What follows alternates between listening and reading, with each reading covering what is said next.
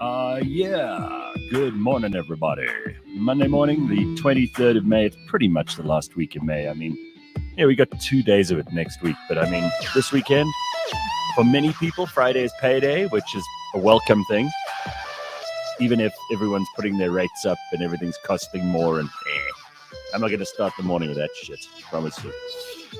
I hope you're off to a good start wherever you are in the world this cold morning. It's cold in Johannesburg and Pretoria, I can tell you that much. So, struggling to get out of bed when it's freezing. I don't know how these people who do it, like Ben, for example, who we have on the show now on Fridays again. I'm really happy he's back. But he wakes up and has a cold shower every morning. Now, in summer, yeah, I could probably do that. I wouldn't even try. You will not. Wild horses could not drag me into a cold shower on a winter's morning. I'm sorry. I don't think that is a good way to wake up. I think it's quite possibly the worst way to wake up that is imaginable. So I hope you're off to a good start this morning. Hope you've got a busy and exciting week ahead. We've got lots of things coming up on the show today, which I think you're going to like. Among other things, we're going to speak to an old friend of cliffcentral.com, Aspasia Karras, who Aspasia used to do a show here with us as well.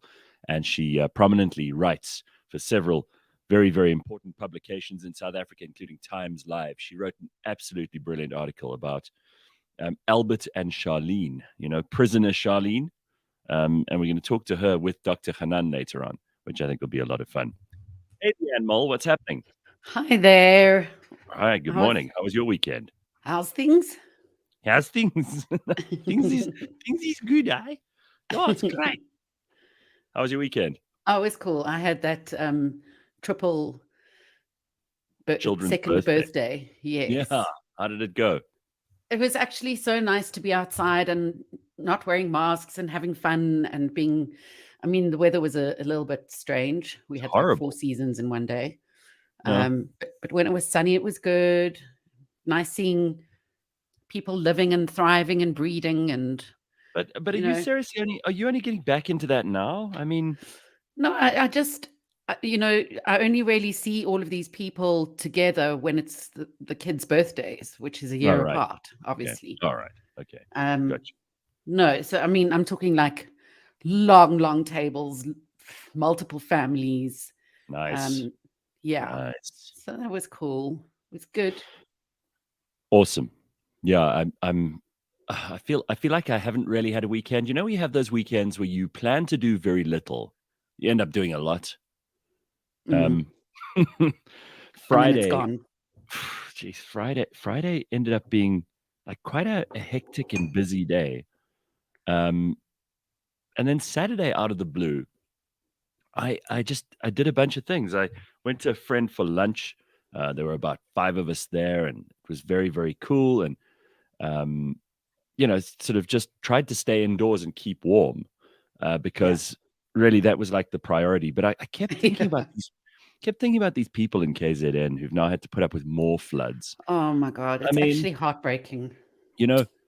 First of all, I've got friends who live in Umhlanga, and they Umhlanga. Let's not say it, Umhlanga. Yes. And they've just had the shittiest time.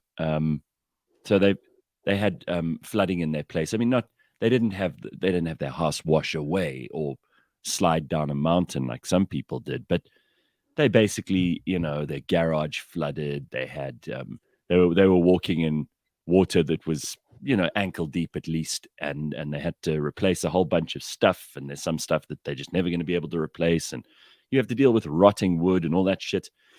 That was the first ones. Then, of course, if you cast your mind back a little bit further, they also had to put up with those riots where there were basically food shortages, and they couldn't get bottled water or drinking water. Forget about bottled water. And then, like, they think it was arson, but somebody burnt down a part of that walkway. They've just built this beautiful walkway through the forest in that little nature reserve, which is right on the beach, in front of the breakers, basically. And there were like flames coming from this thing. This is now, 3-4 weeks ago? And then these floods this weekend. And I'm like, this place is a little piece of paradise. Like, KZN is beautiful, and particularly along the coastline. You've got people who've gone there to retire. You've got people who've wanted a change of lifestyle and scenery, and maybe they've got Yeah. kids, and they wanted to go and give their kids a kind of a different way of growing up to what they might have in a city or a town, and they live, not too far from the sea, maybe. And part of it is that you just want things to work. It's Mm, kind of frustrating when water pipes, electricity, all the basic infrastructure that you need is just not there. And I feel really, really sorry for people. I'm not just saying this as a part of the show, like I feel I have to. I was mm. thinking about them all weekend. Yeah, it's the kind of place you go to be left alone and just to do your thing undisturbed, Mm, It's almost a yeah. place to forget about everything else. Mhm. A real escapism, and yet they've had all of these things encroaching on their lifestyles. Right. Um, It's like the wrath of God is laser focused on like KZN. It's just so yeah, unfair. it's really unfair. And as you mentioned, there are homes falling down into the sea, Hmm. basically. Hmm. But there are so many more that are just slightly damaged, like Oh you yeah. mentioned, where it Well, hasn't been destroyed entirely, but it's just a complete mess. look, Oh yeah. all I can say is use that old Afrikaans word fussbait, because I mean, Mm. you know, and it's also, it doesn't help that now things are getting colder, and you do not want to be sitting with problems like that in the cold. Anyway, a couple of people here commenting on the cold showers. I said I don't know how people do that, especially in winter. But Woody says I got kidnapped on Friday afternoon for a whole weekend birthday party. I feel sorry for you. You're going to need another weekend after your weekend. Um, DK Crazy. says, "Gee, you would have died in the SADF and not in the combat." Brrr. Is that from the cold showers? Ugh. Oh my god. Yeah, yeah, yeah. I'm not gonna mess around here. I am a pussy when it comes to like cold showers and shit like that. I mean, I could probably do it, if that was all there was, because to be dirty would be worse for me than to be cold. Because you're cold, you can get over. You can always climb under blankets or wrap yourself in a towel or put on warm clothes. But cold shower just because? No. No, it's not I don't good. see the point. I don't see the point of torturing yourself like that. I really don't. And even if it gets the blood flow going and shit, like, you know what I'd rather do? I'd rather go and do like a sauna and then a cold shower at the gym and then back into the sauna. That to me seems more reasonable, because that'll Yeah, get your circulation going and it's not so fucking awful. I went to a health hydro, which it's known to be one of the more militant types, Oh yeah, where the like guy who Kamp's runs it, Waldrat. yeah, like the guy who runs it is this fruitarian, Uh, and you can see he's starving all the time. His eyes are just like hungry animals, and yeah. he walks around barefoot with like minimal clothing on. And you for 3 days you drink only water. You don't have food at all, God. Yeah. and then for another 2 days you eat just pawpaw. And you have to do these cycles of exercise, massage, hot and cold. Exercise, Yeah. massage, hot and cold. You do about 6 of those a day. Hmm. So those include being stood in a corner and hosed down with a freezing cold hose pipe. It was absolute torture. My mum and I went together. But it was supposed to be this like nice Oh, getaway to plan for the girls to plan the wedding. We took yes. wedding books and all sorts of things. We were not interested in dresses or anything. I mean, even the buffalo's poop looked exciting on our walks. I was You tempted were to eat it. you were just hungry the whole time, right? So Yeah, yeah, yeah. hungry. But yeah, those Isn't cycles are it meant to so kickstart funny? everything. It's so funny. If any of our ancestors heard that we were paying to go to a place where they wouldn't let us eat, and they would say, what has happened? Where did evolution sort of climb off this biological train that everyone else has been on for thousands Yeah. and thousands of years? And you paying someone to not feed you? It's insane. Yeah, that's everyone's tried so hard to get us to a point of luxury as human beings, and then we go and Yeah, destroy it in this right. stupid thing. Yeah. Well, there are a bunch of things to talk about this morning. I mentioned Dr. Hanan this morning. We'll be speaking to Aspasia about an article she wrote about prisoner Charlene and Prince Albert of Monaco, because that's a hell of a story. Apparently, Mhm. he is paying her 169 million rand a year just to stay in the marriage and keep up appearances. Um, and you know what? I mean, what I love about it is that she titles the article "There's no romance without finance," and I wonder how many people can relate to that, because Oh, yeah. when when we talk to Dr. Hanan later, I want to ask him. You know, we've often hinted at the fact that a lot of relationships break down because of money. So Yeah, does that mean absolutely. And a if lot of them, got lots of money that you can keep the relationship going past its sell by date? I mean, that's clearly what's going on there. mm, But I mean, that's on a huge scale when you're talking mm, millions. But if you look at small scale, there's so many women who cannot leave the relationship because they won't have a means to live. yeah, They've been oh kind of yeah, forced into a situation where they're not working or they're getting really low wages and they can't leave the marriage, else they won't have food. right. Well, exactly, and that's like hard reality hitting you in the face, right? That's the problem Mm. that some people are dealing with. Anyway, I think it's going to be another chilly week, so we better prepare for that. And if you have any like little weekend experiences that could serve as tips for the rest of us as to how to keep warm and what to do over the weekend if you want to entertain yourself in the cold, let us know. A friend of mine does these board game nights where they make a fire and you drink red wine and you play board games. Now, when they say board games, I've only ever played like Monopoly and Cluedo and Risk and those obvious board games, but they talk about these games which are like very involved.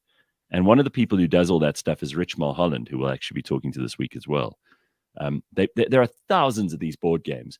We're also going to talk to a friend of mine in New York who's invented a lockdown board game where you basically play the game as someone going through the pandemic, and it'll revive and remind you of some wild and weird and wacky things we've done in the last 2 years Is it that not we've too never done. soon? I don't know. I think it's brilliant. So we'll be talking to him. He's in New York City, and he's been working on this for a while. Smart guy, and it's just I think it's going to make a lot of people laugh.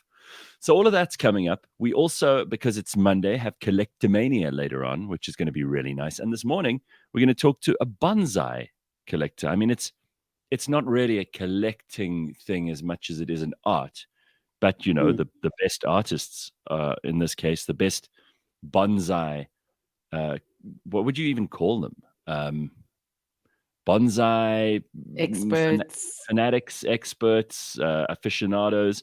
Those people are also collectors because then, you know, they try to find the best seeds. If they're planting from seed, they try to find the best little trees. They try to find the best pots. They try to find everything that makes it Mm. complicated. Can't have And only one. no, and the more complicated, the better. And I mean, if you see what some of these cost, if you want to buy a little bonsai tree, I mean, it's wild what you know what people can charge for these things. So we'll get to that in a little while, and there's plenty more where that came from. So it's time for Leanne to start us off this morning with a little quiz, or rather a bunch of questions and statements that may just help you to figure out if you've actually got good table manners. Because we often talk about this on the show, and you know, I was thinking that if South Africans, there's a gap in the market, a huge gap for people who need to learn the soft skills in life. I'm not Mm. talking about, you know, having to learn how to do basic numeracy, literacy, all those things which we sorely need. You know, we're a country that doesn't do those things well. But the soft skills are just as important. Let's say you are starting out in business and you get invited to a very fancy dinner with a whole lot of other business people.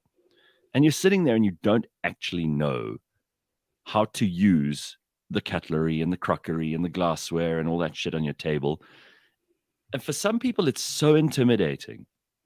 And it can help, it can make or break you because Mm. it used to be sort of in the 1700s and 1800s in France and England in particular, but also in Germany, that these things were a way of separating the people into classes.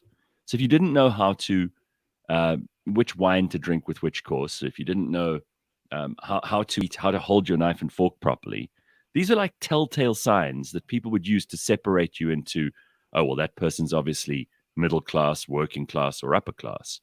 And it's still used these days. I mean, it's not for People will social, judge you. it's not for social class stratification, because I don't think that really matters anymore. Not to very many people anyway, and it shouldn't. But it is helpful if you know what you're doing in a business environment. You could be invited to some quite fancy things, and if you don't know how to behave, it can be very, very scary. Mm. So table manners, my dad was always a stickler for this stuff. Oh, me too. I mean, we were not allowed to eat at the table with them until we could eat properly with a knife and Yeah. fork. And God help you if you turned your fork over to like shovel stuff into your mouth, or if you took butter straight out of the butter dish and put it straight onto your bread, or anything like that. It was just boom, smack out of the way. You're not Yeah. eating with us tonight. So, and his mother was, I mean, my grandmother was apparently even more. She was fine with us because we were grandchildren. But when my dad was young, it was like, it's like the Gestapo when she when she served dinner. Yeah. So what do you got for us? Give us some idea of what actually goes on here. Well, I mean, we were speaking recently about whether it's acceptable to go out in a tracksuit or not. Yeah. And we spoke about how it's become fashionable and we're probably too staid in our ways, and things have changed and become more casual. Those things we need to take into account as well. I mean, we don't have to be absolutely perfect, but people, No. it is one area of etiquette where people will judge you, whether you Yes, like it or not. definitely. And if they're not judging, they might just be offended if you're slopping burger all over your face, or, it might just be a bit gross to watch. Yeah. So, I mean, beyond the knives and forks, the other basic things, and I've seen a lot of people are kind of letting this fly lately, is talking with your mouth full.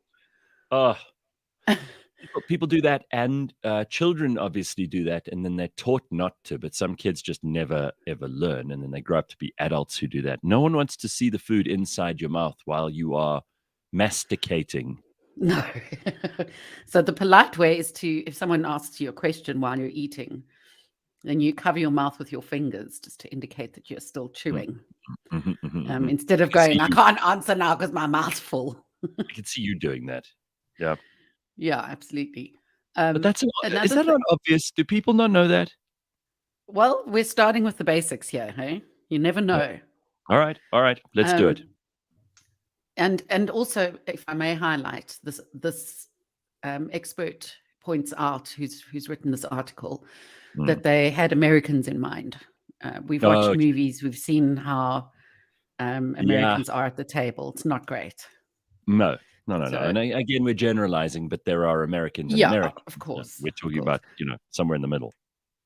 So you might have seen, I've seen it before in movies where, not movies, but like reality shows, where the person cuts all of their food at one time, and then they just use a fork to kind of lean on their elbow and sit and pick at all these smaller bites.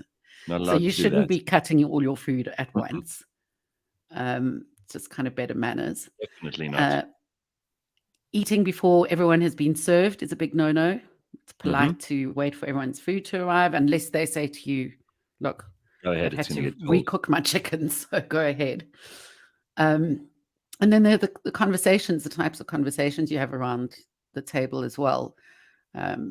Firstly, don't monopolize it. It should be more like a tennis match where 2 or more players are involved.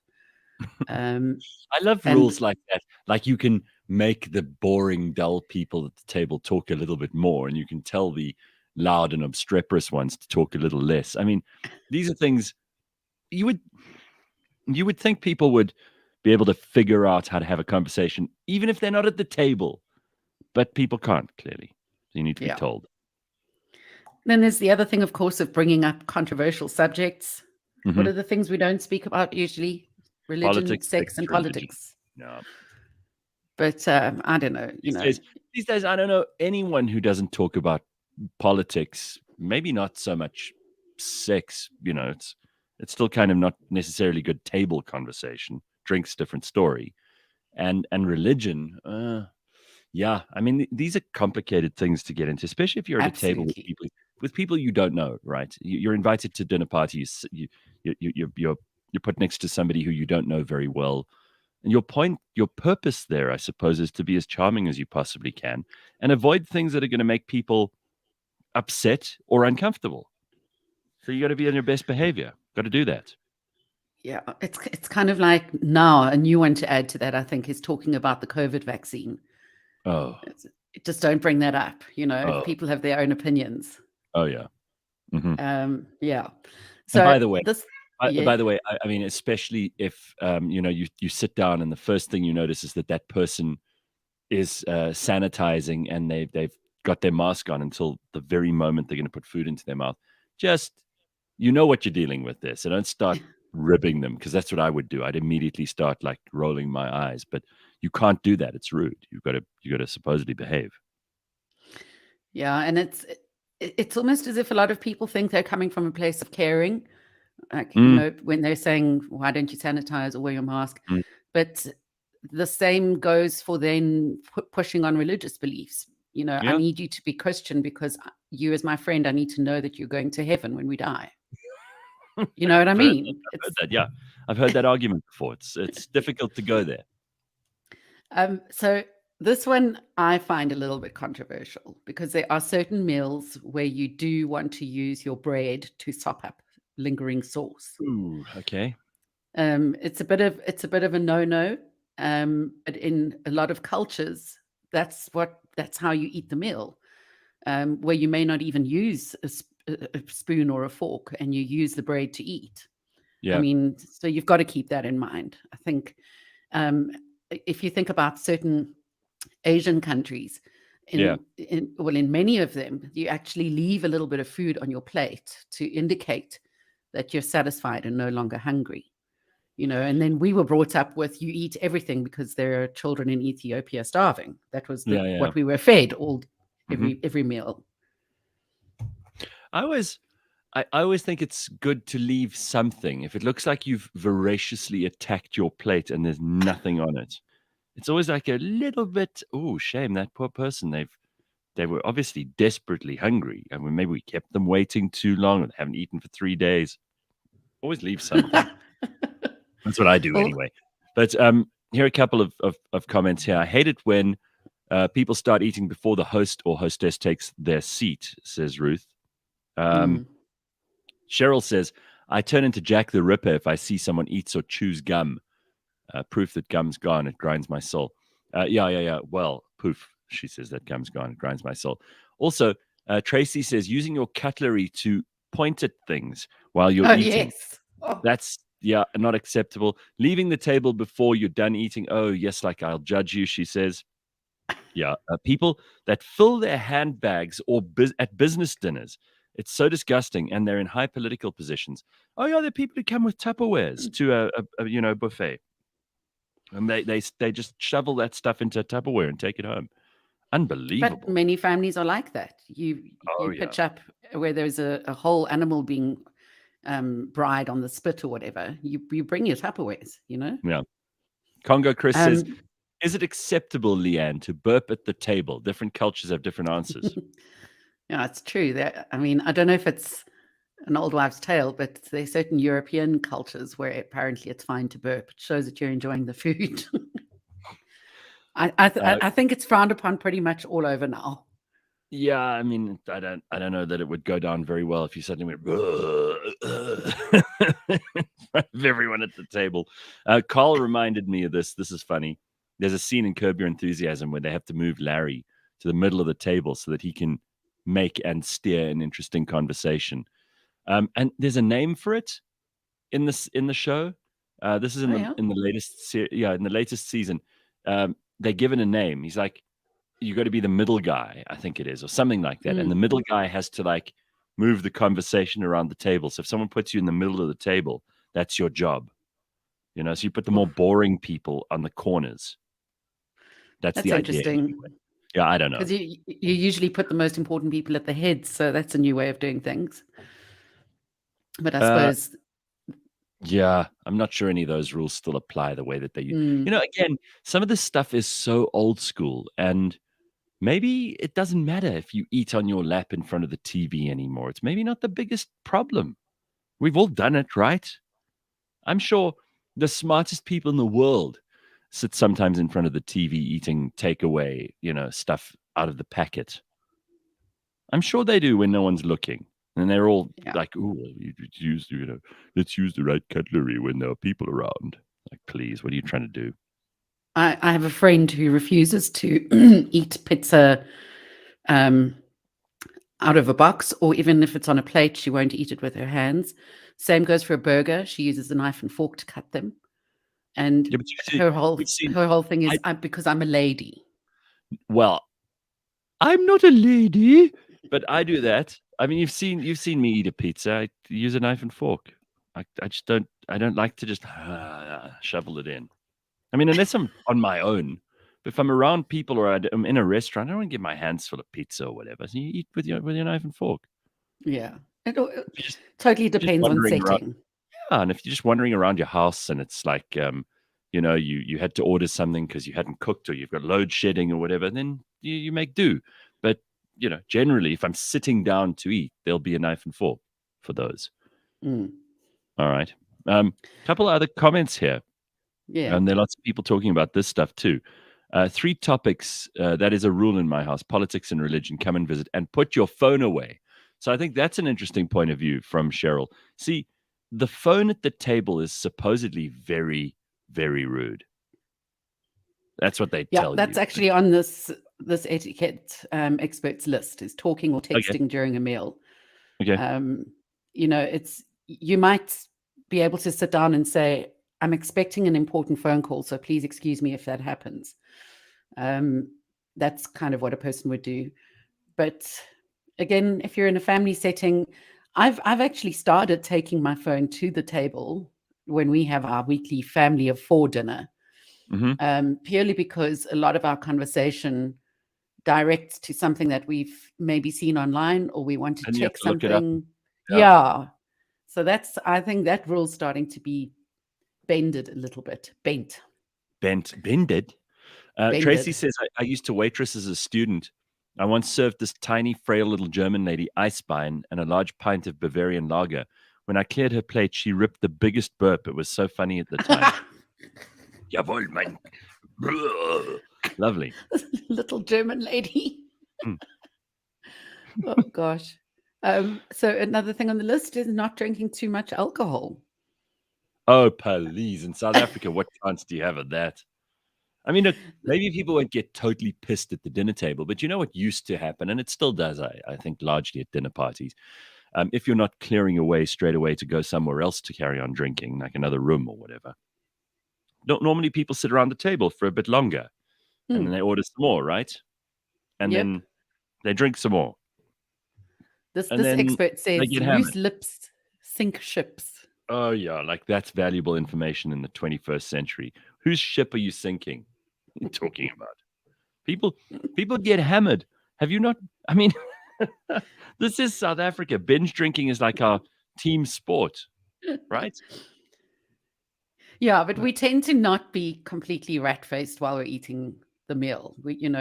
People do kind of wait before they get to that stage. You don't want to end up passing out in your pea soup. No, but I mean, Dr. Robin says this is interesting. I have a mate who, after he's finished eating dinner too quickly, usually at a dinner party, will retire to the lounge and snooze on the couch while the rest of us keep on dinnering. Um, my grandfather used to do that. Straight after like Christmas lunch, he'd go and lie down Hmm. and have a I have a had an little uncle who doodles. would do that. We would always find him under a tree in the garden on his back with his legs crossed and his arms Was he behind his head. was he a drunkle or was he just having a No, snooze? Wasn't no, a drunk. just as soon as he'd eaten, that was him. He'd be up and go Yeah, find a tree. I went But that's to. yeah, Yeah, go ahead. that's one of the things on the list. Eating too quickly. If you're a fast eater, Mm, learn to adjust your pace. yeah, just watch.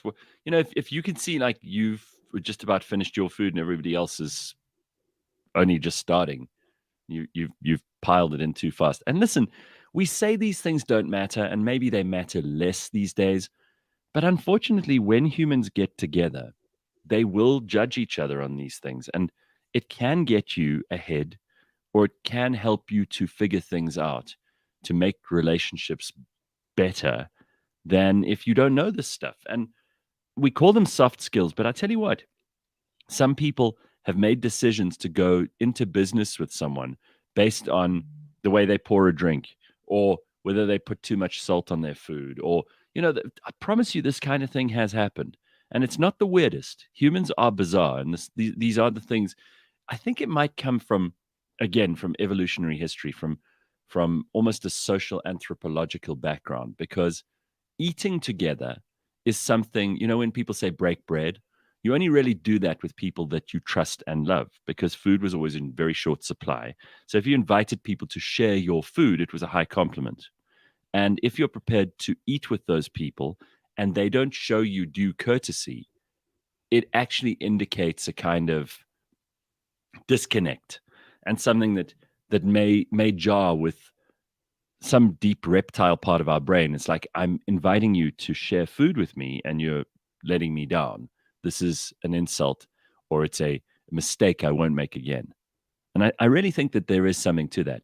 I mean, if I consider the kinds of friends who are friends that I would want to invite to my home for dinner, as opposed to the kind of friends who I don't mind meeting for a drink at a bar, they're very Mm, different. There is a slight, like, disjunct between the two. So it's worth considering. I mean, whether or yeah. not you care about this stuff in some big way or not. I don't think anybody's being invited to, 8-course dinners at embassies and palaces like they may be used to. I mean, these days everything is a lot more relaxed and informal, and I welcome that stuff. I don't think that that's a problem, but I do Mm. think like people have to consider this seriously. Any others before we get to headlines? The salt one, we spoke about Mm, it recently, where some recruiters will judge you if you put salt on your meal before tasting it, yeah, because they think you don't know the facts and you're just presuming that it needs salt. So that's right. I that's mean, an interesting one to remember. I don't know that a CEO or the head of HR is going to take everyone out for lunch or dinner. But I have been out for lunch with a couple of really, really important CEOs, where that's what they do, because they don't like having meetings in their office, and they're in charge of their own diary, and they like going out for a steak at lunchtime, Somebody who runs a big mining house, for example. They'll say to you, come, join me for a steak. You'll go for a steak with this guy, and then you kind of have to just be on your best behavior. Not Mm, because you're trying to impress them or because you want business from them, because this is their environment. It's their thing that they do. So you want to make it better. Michael wants to know, and this is a good question: would you consider a braai more intimate than a dinner? mm. Hmm. When I said just now that the kind of people who you'd invite to your house for something, would a braai, I think they're about the same in my book. I don't know that one is more intimate than the other. What do you think? I mean, there's certain people that you may not. I was thinking. Remember, I mentioned the other day that I had dinner at Wilbur Smith's house.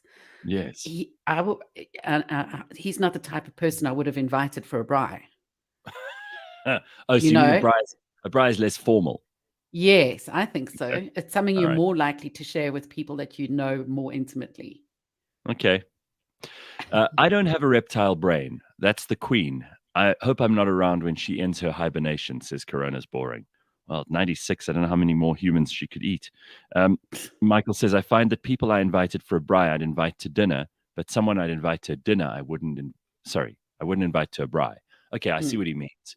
All right, very good. Listen, we got to get to some headlines so we can pick this up a little bit later on. There are lots of interesting comments. Parallel Parking's got some things to say. There are lots of other stuff to talk about. But let me go into the headlines quickly so we can just make sure that we know what's going on in the world.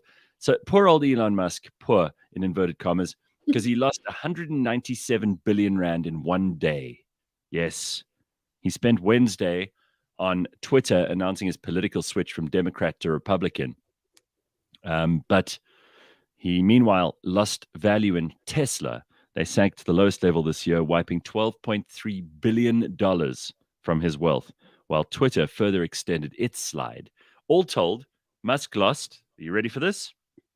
Yeah. $49 billion, which is about 784 billion rand since launching his bid for Twitter last month, partly as the wider market tumbled and some of the investors in Tesla grew concerned over how he'd fund this offer for the social media giants. So we all know inflation is rampant in America at the moment. We all know that the stock market is not really performing well. But Mm. the important thing here is even if you lose 197 billion rand in a day like Elon Musk has, you don't panic. If you're in his position, you don't have to Yeah. panic. He's How 50 much? years How much old. does he have? Well, he's got a combined fortune of about $209 billion, which is 3.3 trillion rand, according to the Bloomberg Billionaires Index. And it goes up and it goes down. And you don't see him running for the hills because he's lost this money, because he's got so much. And he's smart. He knows eventually it's going to go up again. You know, if that was me or you, we would poo in our pants. We wouldn't know how to I handle it. mean, I'd need to cry in the corner of the shower for a long time. The whole day. You just keep that geezer going. It's outrageous. But it's just it's. I don't think he's the type of guy who, I don't know. A lot of people will shut me down now. I don't think he's that much into power as much as other people we know Well, in the yeah, world. But maybe not. Who knows? if anything, this would give someone a very big head, knowing that that's the influence they have. That's something that they say, or if Also, they change their political allegiance, you know, everything falls apart. I love the way like newspapers and in particular people who don't really understand money, and I include myself in that category a lot of the time. You throw around these numbers like you know what you're talking about, but the fact is that's not actual money in his bank. Those are shares that he has in a company, and the company is going to go like this. And you don't go and draw 100 billion rand. I mean, what ATM are you thinking that's going to come out of? You know, like be sensible about this. That's money on paper, and it's money that's invested somewhere. It's not actualized realized wealth. It's not cash out money at the casino after you've won. You know, Yeah. we've got to change the way we think about these things, because when you read an article like that, you think, oh wow, that's a terrible loss. He's really put his foot in it. He must be stupid as hell. Meanwhile, it's just that his value in shares in unrealized wealth is that much money.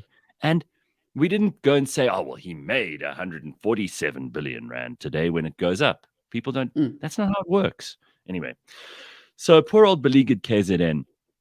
I mentioned this, and I've been thinking about people I know in northern KZN especially.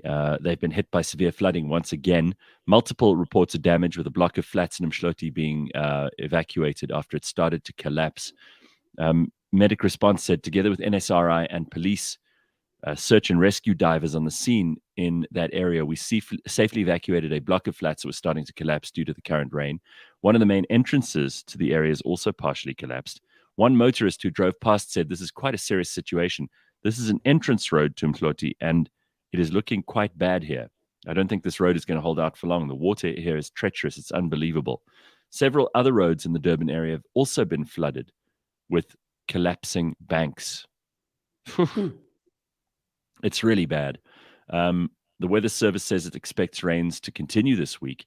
The service has increased its warning to red level 10, which is the highest adverse weather warning, and comes after rains caused destruction in the province last month, with more than 200 millimeters of rain expected over the coastline. Forecaster Jacqueline Modica said this may have a severe impact on communities that had not yet even recovered from the previous floods. It's horrible. And then Zweli Mkhize has said he's ready to stand for ANC president, the position of ANC president. I mean, he's the former health minister. Of course, he's been relegated to the sidelines for a while. The governing party's branches may nominate him for a position, according to him anyway. Comes as the ANC gears for national elective conferences in December this year. Addressing a group of Amabutho, those are the traditional leaders, and Izinduna, they attended a traditional wedding of his son. The former minister said he'll do whatever he's requested to do by the ANC structures. because you can't be ambitious in the ANC. But if you're not ambitious, then no one's going to elect you. So you have to play this stupid game where you pretend you're there to serve the party. Such childish nonsense. Anyway, Zweli Mkhize, of course, has largely made a complete fool of himself with that whole digital vibes thing, even though the ANC themselves cleared him of any kind of wrongdoing. It's just so dumb. I mean, does anyone want President Zweli Mkhize? Not I. So it's just dumb. It's dumb, dumb, dumb. These people are just ridiculous in the ANC, and they think that we're all as dumb as they are. Apparently, according to this is the BBC, what could you be eating? I love when these dumb news sites, again, dumb. I'm using that word a lot this morning because we've got Zweli Mkhize, these guys, and one fell swoop. But they keep telling us that we can't eat meat. We must change to a vegan diet. We should eat bugs. We should eat slugs. We should eat all this gross stuff. And nobody wants to, right? Now the BBC's published this article. In the future, you could be breakfasting on false banana or snacking on the pandanus tree fruit. With 90% of calories coming from just 15 crops, people are hunting for ingredients to future-proof our diets. Climate change is increasing the risk of severe food shocks where crops fail and the prices of staple foods rise rapidly around the world. Diversifying the food we eat is one of the solutions, says a researcher called Dr. Sam Perinon. Now, Dr. Sam Perinon can do whatever the hell they want. I don't know if it's a male or a female. No. Don't tell me this nonsense. This banana thing is a thing, though. Oh, please. I've read about it, so it must be true. Yeah. But no, it's apparently the bananas that we know as bananas today will not exist in the near future. Okay. The actual species will change, and they'll look different and taste different. Well, inset or false banana is a close relative of the banana, but is consumed only in one part of Ethiopia. It's a banana-like fruit, and a lot of it is inedible, but the starchy stems and roots can be fermented to make porridge and bread. Oh, you guys have such a way of making me so hungry for this stuff. Whoever writes these articles clearly wants us to be as miserable as possible.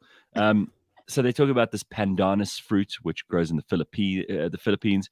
Apparently, it's a pineapple-like fruit, can be eaten raw or cooked. I mean, I'll try it, but I'm going to change my whole diet to this. Beans, they want us to eat much more in the way of beans and legumes. Mm-hmm. Wild cereals, they say we've got to eat more of that. And then they've got this picture of this. It almost just looks like flour in a bowl. Excuse me? Who wants North Indian cuisine? I think Siri just asked me if I want to go to like North Indian cuisine somewhere. Anyway, this looks horrible. It's like a dry powder, and people are like, oh, this is going to be great. All these climate change. Superfood. Got to eat that. I don't want any of this stuff. I'm quite happy, thank you. And all that we're going to have to do is pay more for the stuff. So get ready for that. But yeah, that's the thing. Eat more cauliflower, they say, and then it goes through the roof in price. All right, we got lots of exciting stuff to get to this morning, but I want to talk to Dr. Hanan, and we're going to speak to Aspasia, who we haven't spoken to in ages, Aspasia Karras, who was also part of the Cliff Central family for some time. What we want to do here is discuss something which I think strikes at the heart of so many people's relationships. Aspasia wrote this great article on Albert and Charlene of Monaco, and they've got some kind of a deal, apparently. I always wonder how these stories leak. And it's the title of her article is Albert and Charlene's deal proves there's no romance without finance. And I wonder how many people believe that, first of all. And second of all, how many people are actually in a position to deal with finances in a way that it makes the relationship better? I mean, you need to have considerable resources in some case. Not everybody is a Prince of Monaco who can give their wife 169 million rand per year to stay in a miserable marriage. But I think it would be interesting to hear from Dr. Hanan about this. And we'll be joined by Aspasia in just a moment or two. So how are you, Doc? Nice to see you. Nice to see you guys. How are you? Cool. This is not a new subject, and it's actually something you've even brought up before. So many relationships break down because of financial problems, financial constraints, not always the lack of money, but perhaps a lack of honesty and communication about money. So it's not as if we haven't touched on this before.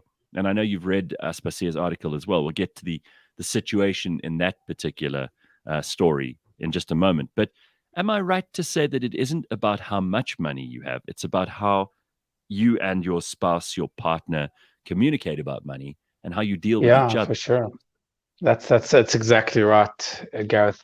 Money is just a resource and a medium, and it's part of the rules of the game, and it's got nothing to do with the amount of money. Couples get divorced when they have billions, and couples get divorced when they have almost nothing. Couples make it happen when they have billions, and couples can make it happen when they have almost nothing. It's about negotiating how we're going to utilize and use the resources in the marriage effectively, because all a marriage is, as any other relationship, is just a game. And in order to play the game well together, we got to discuss the rules of the game. And when the rules are unclear or unrealistic, then natural conflict comes up. So with money, it's just another medium in which we play the game with. And you got to discuss it quite clearly. What are my responsibility? What are yours? How are we going to use this resource? Just like we would use any other resource or any other part of the game. Well, here's a statement from Dogozo, which I think will get us on the right argument track here. He says, there cannot be romance without finance. Finance is the single most important thing in a relationship. Do you think that's right? You know, the single most important thing in the relationship that is the thing that's not working.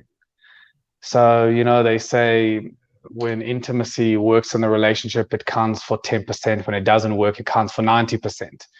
When finance work for the relationship, it counts for 10%. When it doesn't work, it counts for 90%.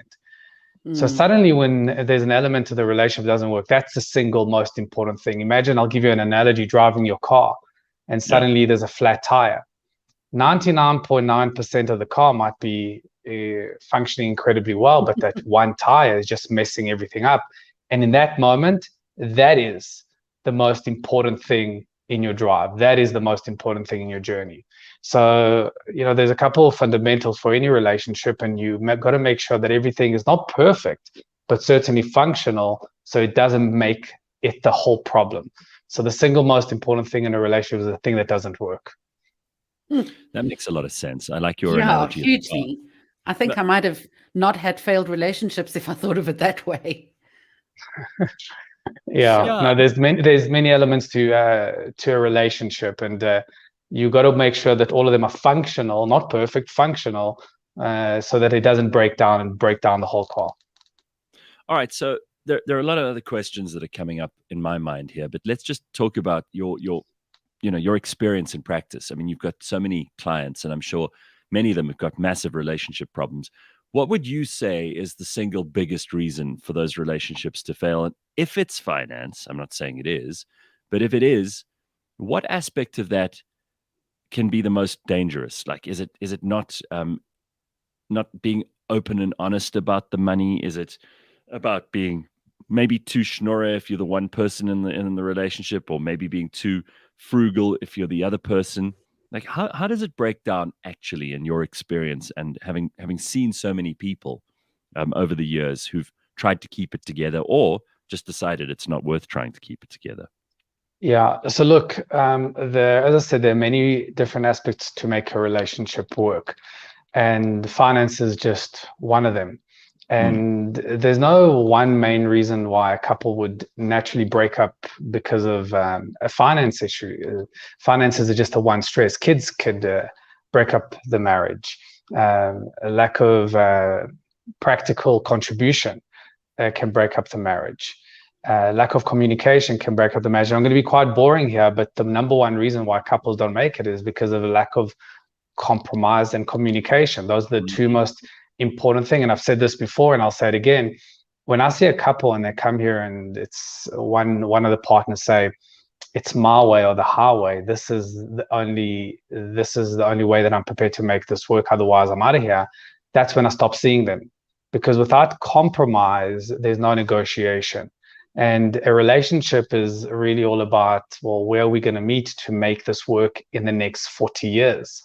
Where are we going to meet in this spot in order to make it for the next 40 years? And that requires sacrifice.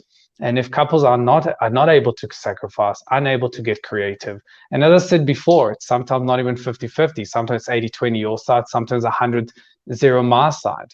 So, Right. but you got to be able to negotiate. But communication is the most important thing. But to your point with regards to money, you've got to discuss the rules of the game. You've got to discuss the rules of the game. And how do you know that the rules of the game have not been discussed effectively or efficiently enough? When conflict comes up. So, I'll use the analogy of a car again. How do you know something is broken? Well, when there's a warning sign or the red light comes up on the dashboard. A warning sign or the red light coming up in your relationship is when there's natural conflict. So conflict is a message that something is off in the relationship. Don't ignore it. Because just like a car, if you ignore the red light, it doesn't go away. But we hope that it goes away by itself. But it just never does. It doesn't. It doesn't go away by itself. The problem gets worse and worse. And in a relationship, it's exactly the same thing. If there's natural conflict, you might cover it up with intimacy, and you might cover it up with date night, and you might covering it up with, let's forget about it and sweep it under the carpet with a glass of wine. But you don't actually fix it. So you got to be able to kind of dive in and fix it. Carl says, Hanan is quite uncompromising on this compromise thing. I am non-negotiable. There's certain fundamentals that just can't be there. I'll use the analogy again of a car. Many things, the radio is negotiable, the aircon is negotiable, the seat warmers are negotiable, but the tires are just not negotiable. You can have 75% of the tires there, which is quite good, but it's just not enough to make the car go. And there's certain fundamentals of the relationship that just have to be there. All right, so let's look at this particular situation. That we're trying to get Aspasia, but I don't know whether she's not connected or there's something going on. But her article's really well written, and she kind of, with tongue firmly in cheek, she says, the princess obviously felt her deal warranted some renegotiation, so she took her sweet time considering the entire enterprise. She was obviously wavering after making a break for it, but something had to give. She had been incentivized to continue performing at a level that would maintain the idea that we're watching some kind of fairy tale Disney romance, as opposed to the tired machinations of royal figureheads trotting out the illusion of grandeur for the little people. As a certain hip-hop artist put it pithily, there can be no romance without finance. So let's just take a look at this very unique situation. You've got a very wealthy prince of a tax haven in Europe who's effectively paying his wife just to keep up appearances. And she's obviously agreed to this. It's a contract, right? Let's not be silly about this. There are no feelings involved here. If it gets to that stage, that is a business relationship. You do X, I pay you for Y. Yeah, but you know what? Gareth, my feelings about feelings, right? You should never. The thing is, talking about relationship, I always tell people, and it's so unromantic, but this is the truth. You should never fall in love with your heart. You should fall in love with your head. Your heart is a random thing that sometimes likes it, sometimes doesn't like it. And generally people like things that are familiar to them. And I used the analogy before, and I'll use it again. Take the idea of an abused girl, maybe physically, emotionally, sexually. She will naturally grow up, naturally and organically grow up to and be attracted to somebody that represents exactly the same thing. Not because she loves him, but because it's familiar. We naturally fall for people that are familiar to us because familiarity equals safe. So in this particular example, she will naturally fall in love, feelings for somebody that's wrong for her.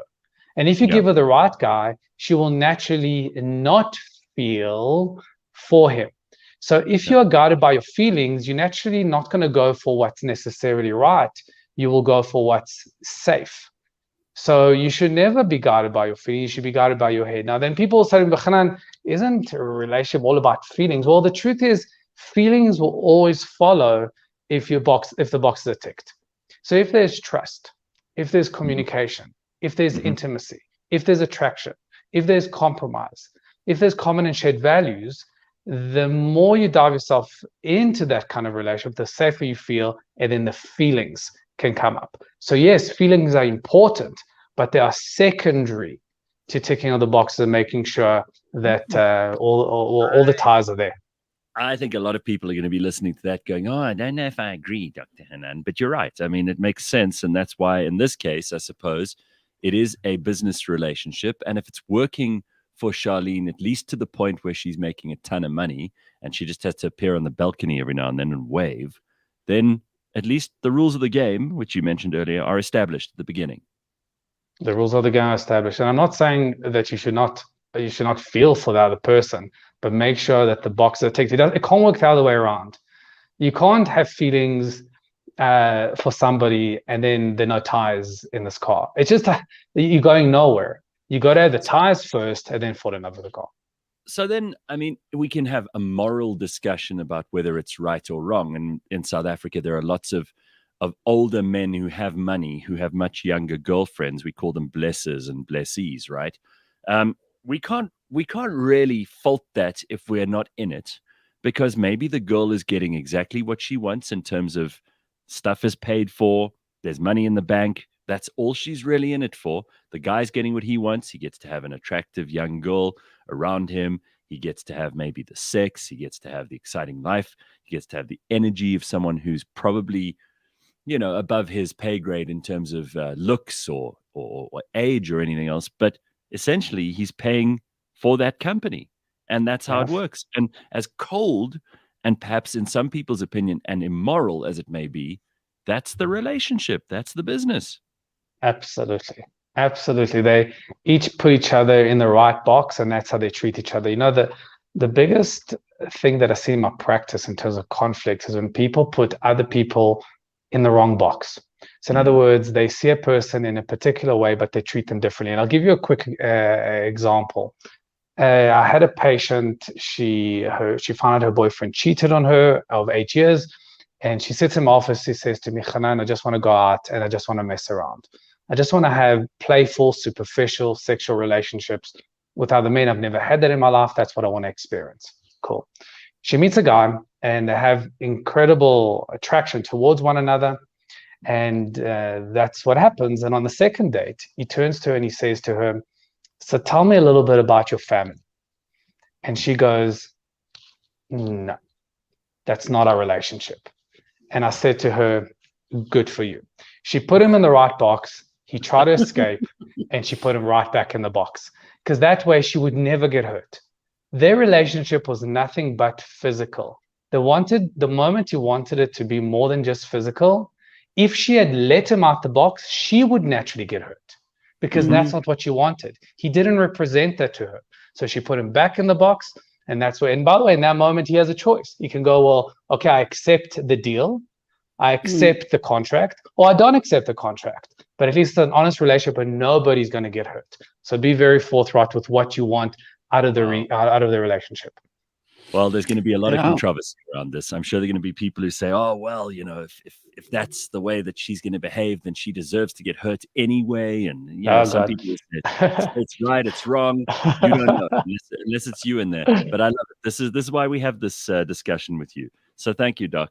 Nice to see you. Pleasure, guys. Nice to see you guys. Be well. Very good. There's Dr. Hanan Bushkin. Interesting discussion. And we couldn't get Aspasia, but man, what an interesting article too. But what he's just said now rings so true for one of my experiences before. I was at that place that woman that he described is at. And I remember meeting someone and he said he was kind of leaning towards wanting to be in a relationship. And I said to him, we can either have sex or we can be friends. Those are your two options. And for such a long time, I felt bad about that. But now I'm thinking it was actually a really good decision. I put him in his box. Yeah, absolutely. And of course, none of this is cut and dried. Every situation has its own internal dynamics. But I do love that example. And I love that woman said, oh, no. You don't get to ask me about my family. Yeah. That's not where you're involved. So very interesting stuff, and certainly a lot to chew on this Monday morning. We'll be back in a moment or two with a whole lot more. Stick around. cliffcentral.com, including Collectomania, coming up next.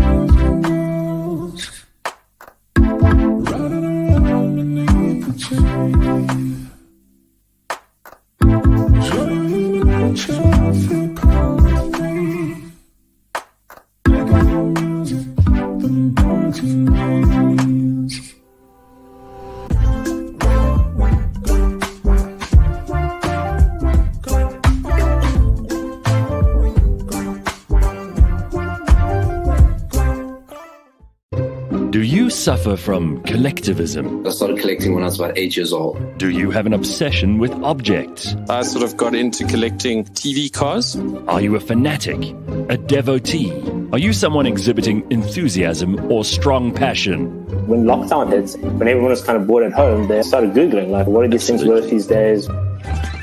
Cliff Central dispenses a weekly dose of collectomania. Join me as I talk to compulsive collectors. Fascinating. The frame's total value is probably about 12,000 Rand. Possibly a little weird. I developed this infatuation with the Statue of Liberty. Collectomania, Mondays on the Gareth Cliff Show. Brought to you by SA Gold Coin Exchange and the Coin Shop.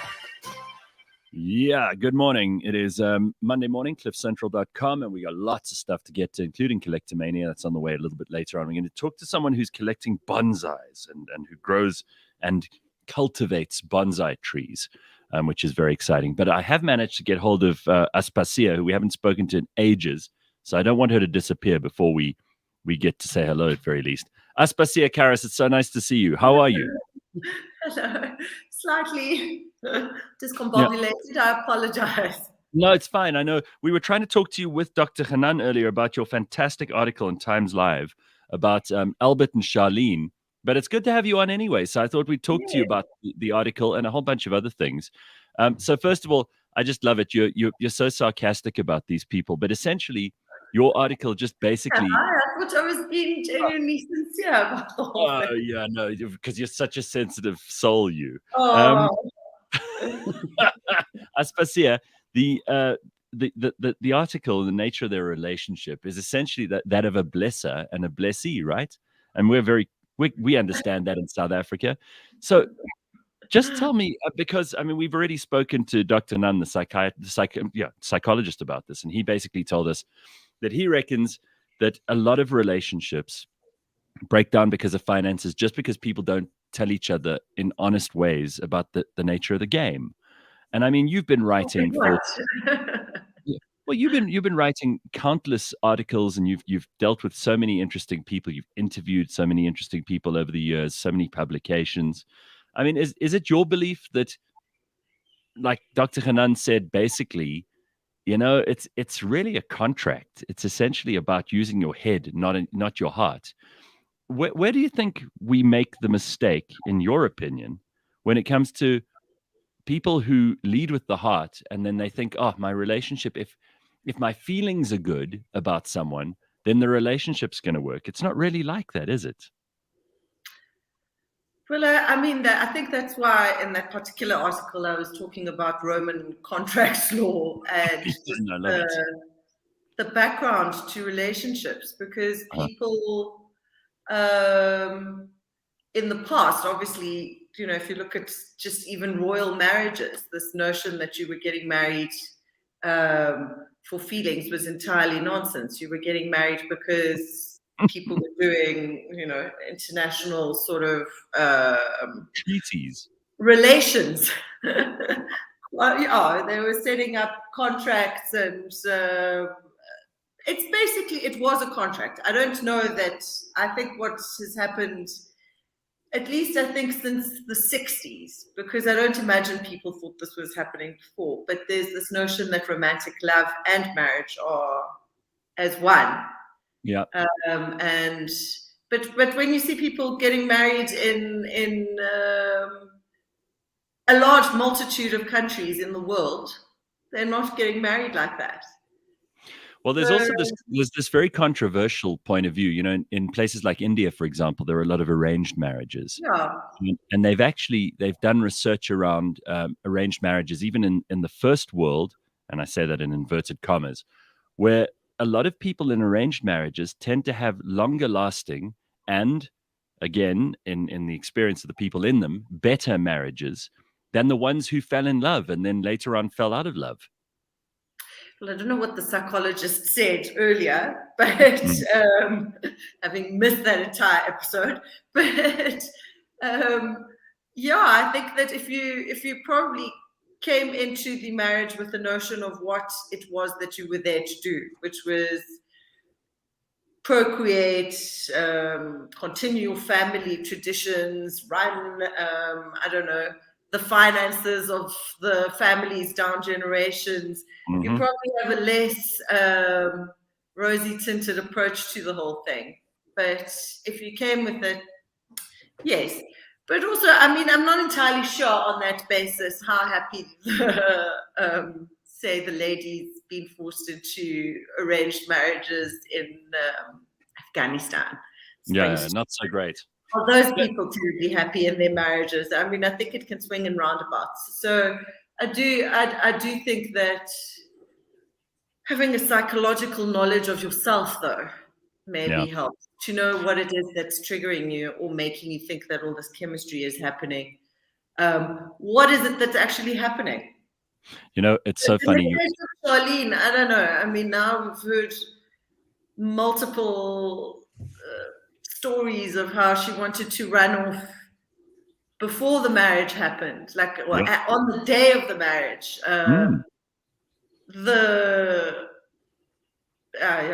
So I feel that there might be a case of somebody who she sounds like she's a very, very unhappy wife. I mean, we called her Prisoner Charlene almost from the get-go, because she went over there. Now, I mean, to many people looking at this from the outside and on paper, and maybe in 100 years' time when people look back on this, they'll say, what was this girl complaining about? Here she is. She's married a prince. She gets to beget the heir and the spare, which she's done. And she will now forever be tied to this royal house. In history, she'll go down as Princess Charlene rather than just a really great swimmer and a lovely girl. I'm sure she's got a great personality and she's terrific. And she comes does, actually.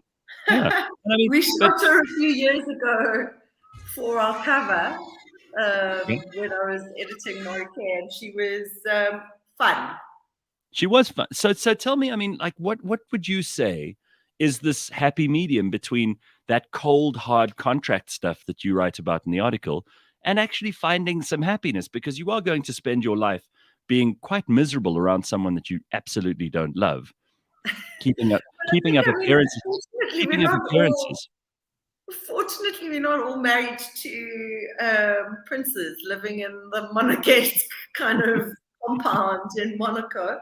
So I think that probably the happy medium is that you don't expect all things from the one person that you've married, and that you both understand what it is that you're doing together before you enter into the thing. I mean, I think what I find fascinating is that despite the fact that there's something like 50% divorce rate happening, there's at the same time this insane build up on Instagram and social media. Like the New York Times, for God's sakes, one of the most popular columns is the weddings column.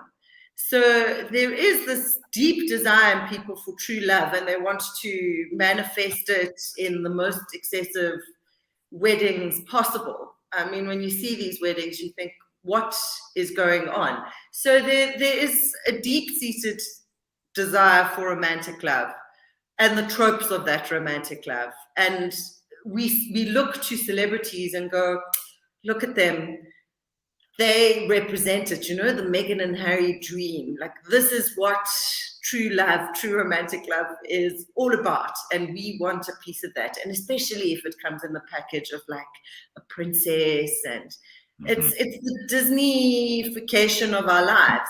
And on the other hand, and I'm not sure when that thing happened. And on the other hand, you have this like sort of brute reality where people realize, oh my word. Well, I also want, what are your thoughts on this? This came up the entire time in marriage. About 4 or 5 times this weekend. I was talking to friends, and the Amber Heard Johnny Depp story keeps coming up too. I mean, talk about a breakdown from, you know, like these two people who were these beautiful, I mean, they're both very attractive people, both very successful, at the top of the Hollywood food chain. At least Johnny Depp was for a very long time. And Amber Heard, clearly crazy, like a chocolate fireplace, but she's obviously also very attractive. And we see this thing falling down, and we see this whole relationship just playing out in the most ugly, nasty, dirty laundry being aired way in court. I mean, what are your thoughts on that? It's been the week of these court cases where people are suing for defamation. So I can only conclude is that there were 2 very gigantic egos in those marriages, and they conflagrated. But I don't know if you've seen the Wags having a big fight in London as well. That's right. That is just nuts. So, but I do think that if you feel that you need to, and I mean, people do this when they get divorced, they have these, they want to prove themselves right. You know, they need that vindication in public. But they both sound like terrible assholes. Hey? Am I allowed to say that on Gareth Cliff? You can say whatever you like. I completely agree. It sounds like completely horrifying. But also what's really fascinating is how like all the Johnny Depp fans have come out, and like Amber Heard is this like sort of is being painted completely as a psychopath. And it's not like Johnny Depp, whatever, was like painting himself in glory. I mean, the guy. No. It actually just all sounds horrific, and it's fascinating. It's fascinating. But the one thing I was reading now is that the Johnny Depp fans, whatever they're called, what do they call themselves? I'm sure they have a name, like a herd, anti-herd team or whatever. Are now in sympathy with the Amber Heard's lawyer. All right. To be having a very bad time in court and shedding tears. And I'm just like, also, why is this thing being streamed live? I mean, it's like the Gareth Cliff show, it's the Johnny Depp and Amber Heard show. Like, why? And people are tuning in. You would think that these people had more to lose, and it would be more embarrassing for them to have all of this played out in public, and they could have settled and sorted this out behind closed doors and perhaps come to an arrangement. But alas, they instead decided to drag each other through the mud, and it's deeply, deeply embarrassing. If they're not embarrassed, then we definitely are dealing with psychopaths. No, I just think they live in a parallel universe. I mean, if you actually look at the circumstances that, like, the way they arrive at court, the like stories that they're telling about, like their minders and they're just living in a world where they don't have a sincere feeling for the sort of what is actually happening in the world, I don't know, people's concerns about the petrol price. So this is their world. Yeah. And they and I think they also live in a kind of like cotton wool. Somebody's running around holding your bag, going, shame darling, you're absolutely right, blowing smoke up their asses. And so that I think is how they've ended up here. Well, listen, it's always nice to see you, Aspasia, and I'm glad that you got to. Yes, and I'm very sorry that I was so dramatic. I see even my laptop battery is about to die. No worries. It's nice to reconnect with you. We must get together and have a coffee sometime. It would be good to catch up. Maybe I can take a hot lunch. Take you for the Sunday Times hot lunch. Let's do it. Love to see you. Okay, bye. Cheers, Aspasia. Keep well. Nice to see you. Cheers. Aspasia, of course. Aspasia has been well known to people on cliffcentral.com for some time. She used to be a regular contributor, and she still is on the Times Live website. You can go and find brilliant articles. She writes tremendous stuff, and we love having her around. So it was good to reconnect with her. But she's right, these celebrities they live in a parallel universe. They don't know what real problems are. They don't know what the real lives of ordinary people are like. I also think it's very much a case of just, you're going to get two people who cannot be together. The so-called toxic relationship. It's going to happen. They are just two people who would probably, I think there's a lot more passion than we're letting, I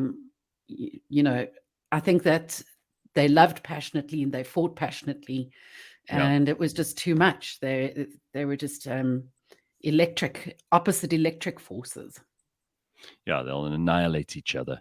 Claire says, ugh. She says, ugh, there was another Kardashian wedding this weekend. They look more and more like a family of vampires. Which one's got married? I don't even know. Is it? It might be. Who are they again? There's Chloe, Kim and Courtney. I think it might have been Courtney. She's been seen around with this guy, which she's changed her whole dramatic look now. She is quite vampirish. I'm sure that there's someone who will know.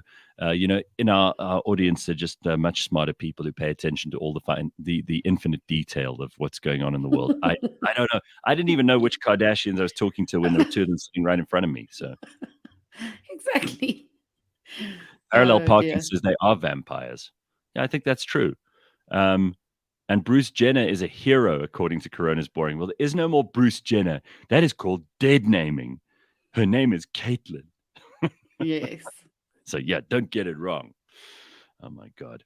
I've always said that each person looks for what is in them. We must always think with our heads. None of these. God, that is sorry, Yonder. That's about the sensible comment. I tried to make sense of it while we were actually doing it. There was no recovery. There's no way I can get out of this one. So redo that one, Yonder, and we'll try and throw your thoughts into the pot. But yeah. Listen. This whole thing with Amber Heard and Johnny Depp, everybody's talking about it, but I think it's got another week to go, and then it'll all be done, and we'll have to find something else to amuse ourselves. I wonder what's next around the corner. There's bound to be some other celebrity who's embarrassing themselves. Yeah, hopefully not some. We're interested in the relationships, that side of things, but then also the true crime type stuff. So let's see what comes up. Yeah, I don't know about any of that. I'm not particularly interested in true crime either, as you know, but it's very popular, and especially the podcasts. In fact, Dory sent me a list of podcasts to listen to, which I started over the weekend, that also have to do with all of these bizarre and crazy things that happen in the world, conspiracies, true crime. And there's some very, very good stuff out there. There's some stories that suck you right in, and you actually can't get away from them. So apparently there are eye drops that have been approved by the FDA in America, and these eye drops can actually replace reading glasses.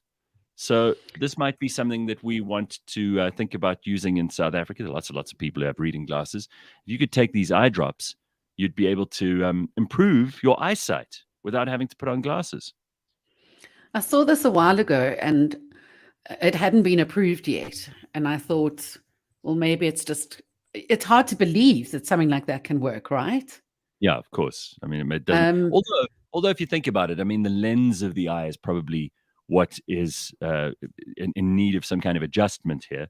And it would make sense that we could invent some sort of liquid you could drop onto the eye, and the lens would swell or shrink accordingly. I mean, that makes sense, doesn't it?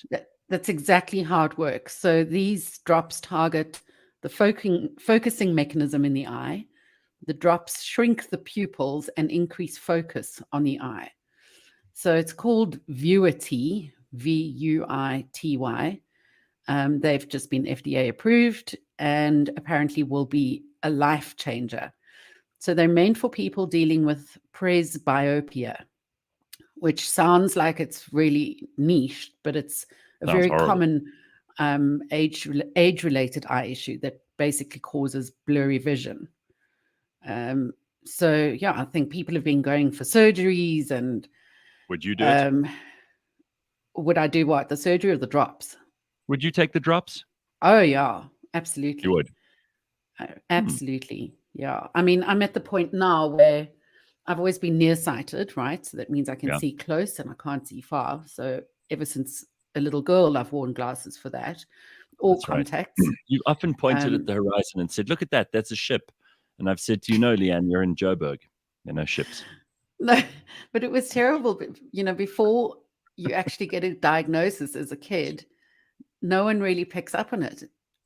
Because I was short, remember they used to line us up from shortest to tallest in the classroom. Yeah.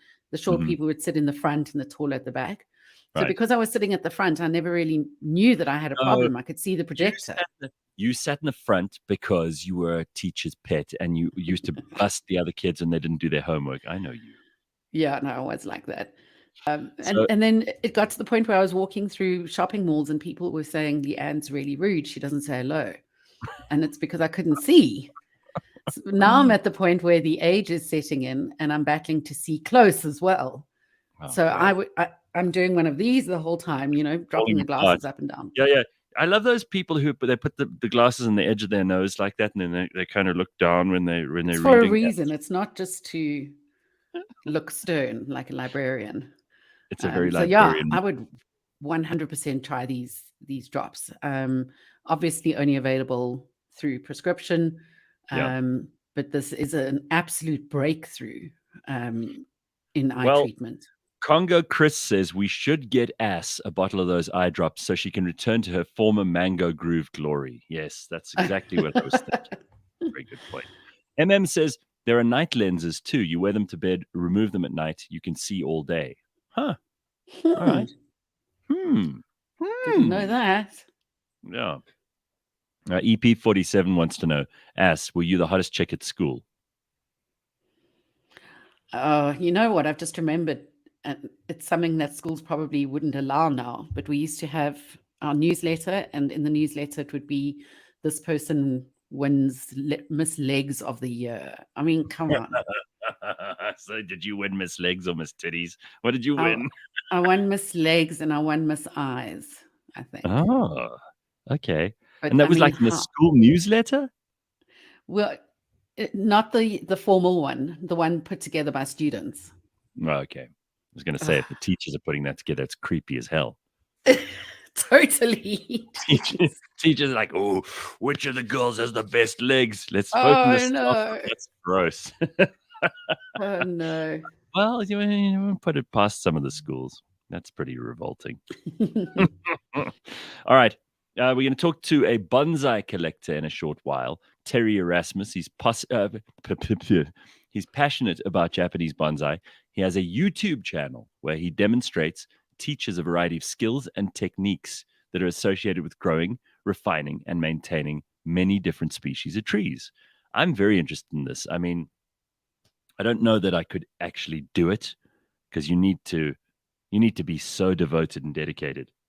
It's not just something where you water the plant on your way out in the morning, You've really got to know what you're doing. Yeah.